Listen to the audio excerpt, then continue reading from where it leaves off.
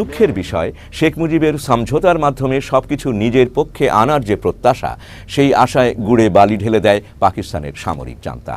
কারণ ততক্ষণে পাকিস্তানি সামরিক বাহিনীর দিক থেকে আলোচনার প্রহসনের নাটকের জবনিকাপাত ঘটে গেছে। 25শে মার্চ রাতে আক্রমণের সমস্ত প্রস্তুতি সম্পন্ন হয়ে গেছে।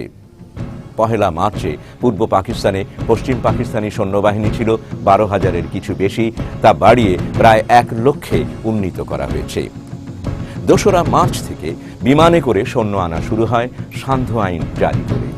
ভারতের ওপর দিয়ে পাকিস্তানের বিমান চলাচলে নিষেধাজ্ঞা থাকায় শ্রীলঙ্কা হয়ে সমস্ত সৈন্য পূর্ব পাকিস্তানে এনে জড়ো করা হয়। এখন শুধু চূড়ান্ত আক্রমণের জন্য অপেক্ষা। 25শে মার্চ সন্ধে 7:30 থেকেই বিনা নোটিসে ইয়াহিয়া, MM আহমদ সহ সকলকে নিয়ে পশ্চিম পাকিস্তান চলে যান। শেখ মুজিব পড়ে যান আশাভঙ্গের এক বিরাট বিপাকে।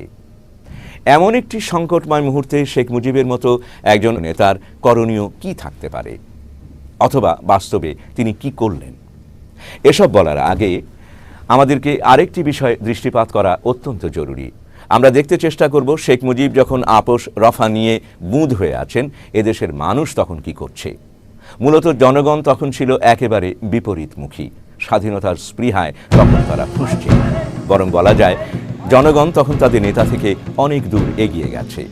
জায়গায় জায়গায় পিকেটিং হচ্ছে, সংঘর্ষ হচ্ছে, সামরিক বাহিনীর গুলিতে বহু জায়গায় অসহযোগ পালনকারীরা মারা যাচ্ছে। ঢাকা বিশ্ববিদ্যালয় সহ বহু জায়গায় ছেলেমেয়েরা রাইফেল প্রশিক্ষণ নিচ্ছে। এত সব যে ঘটছে সবই বিচ্ছিন্নভাবে। এসব ঘটনা ঘটছে কোনো রকম দিক নির্দেশনা ছাড়াই। ছাত্রলীগ নেতারা বিশ্ববিদ্যালয়ে 23শে মার্চে আবারও বাংলাদেশের পতাকা ওড়ায়। আসম আব্দুর রব একটি ছোট্ট মিছিল নিয়ে শেখ মুজিবের বাড়ি গিয়ে বাংলাদেশের পতাকা উড়িয়ে দেন। এতে শেখ মুজিব ছাত্র নেতাদের ওপর খুবই ক্ষিপ্ত হয়ে ওঠেন। তবুও ছাত্রদের নেতৃবৃন্দের একটি অংশ ছিল জঙ্গি এবং বিপ্লবী মনোভাবের, এবং তাদের সঙ্গে ছিল ভারতের ঘনিষ্ঠ যোগাযোগ।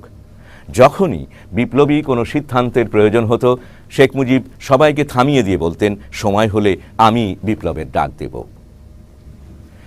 এই সময় সমগ্র পরিস্থিতি উত্তেজনাপূর্ণ, সংঘর্ষপূর্ণ ও যুদ্ধংদেহী হয়ে ওঠে। অসহযোগ আন্দোলনটি তখন সর্বাত্মক সংঘর্ষে পরিণত হয়েছে। অফিস, আদালত, কলকারখানা সমস্ত কিছু বন্ধ, কোর্ট কাচারি বন্ধ। সচিবালয়ের বাঙালি সচিবরা আওয়ামী লীগের সাথে একাত্মতা ঘোষণা করেছে। রেডিও, টেলিভিশন নামে মাত্র চলছে। চট্টগ্রাম বন্দরে অস্ত্রসহ সোয়াত জাহাজটি এসে ভিড়লে বাঙালি শ্রমিকরা অস্ত্র নামাতে অস্বীকার করে। ঢাকা শহরের প্রতিটি বিল্ডিংয়ের ছাদে তখন বাংলাদেশের পতাকা উঠছে। সারা দেশের প্রস্তুতির এই চিত্রটি স্পষ্ট হয়ে উঠেছে তৎকালীন আওয়ামী স্বেচ্ছাসেবক লীগের প্রধান সাবেক মন্ত্রী